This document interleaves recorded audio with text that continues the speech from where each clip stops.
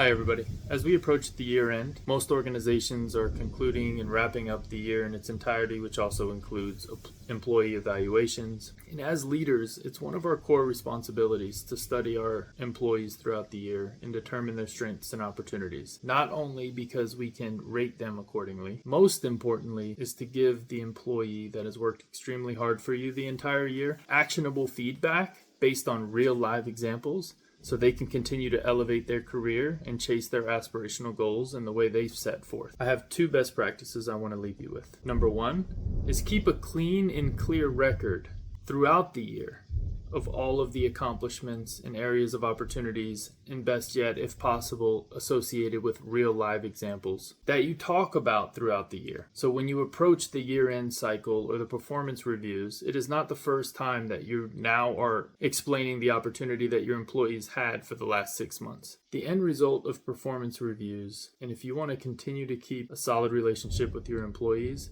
take the position of no surprise. If you're actually vested or invested in your employees' development and growth inside the organization, you won't wait for feedback and you won't sidestep feedback. It will come often, firm and fair, with a well-balanced approach between successes and areas of opportunity. So as you approach the year-end cycle or the performance review, there are no surprises. You may put more formality and you may document it more precisely, but all of the content within the review is no surprise, and your employee has been doubling down in the areas that they've been successful and then developing action plans throughout the year to improve on their areas of opportunity. It's an absolute train wreck if you surprise your employees with feedback or ratings that they did not anticipate because of the lack of conversation or coaching throughout the year. That's number one. Number two, I want to share with you as a best practice, prepare accordingly. The organizations that I'm familiar with, they'll have a year-end cycle where you as the leader must present to a broader set of audience the reasons in which you are rating said employee in a certain way because of distribution and calibration sessions as a whole. It is up to you as the leader to clearly prepare, and when you arrive, articulate the reasons in an objective way as to why your employee is rated in the column or pillar that you have associated with them. I'll give you an example. One leader shows up,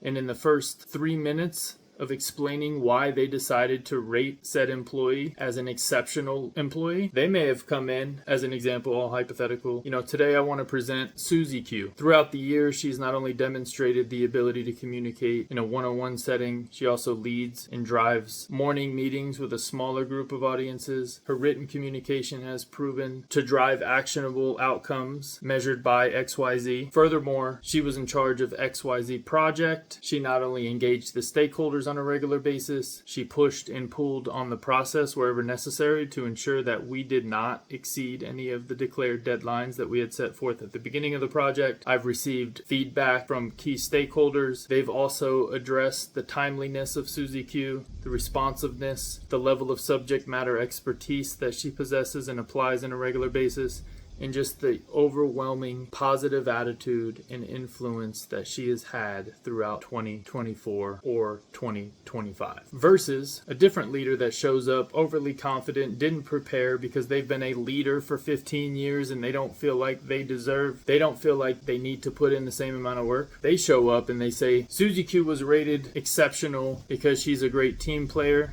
She's led a few projects. She has great feedback from her peers. Any questions? I can tell you what will happen. In the first scenario where it was clearly articulated, the leader obviously prepared accordingly and is well engaged and in tune with exactly what Susie Q has accomplished. The second example is a bunch of high-level bullet points that the leader could have written down 4 minutes before the meeting. If you don't have enough respect for your employees to allocate the right amount of time to ensure they are represented in the right way, not to mention this is over a 12-month period we're trying to condense and clearly articulate to a broad set of audiences with, say, 2 to 5 minutes. Shame on you.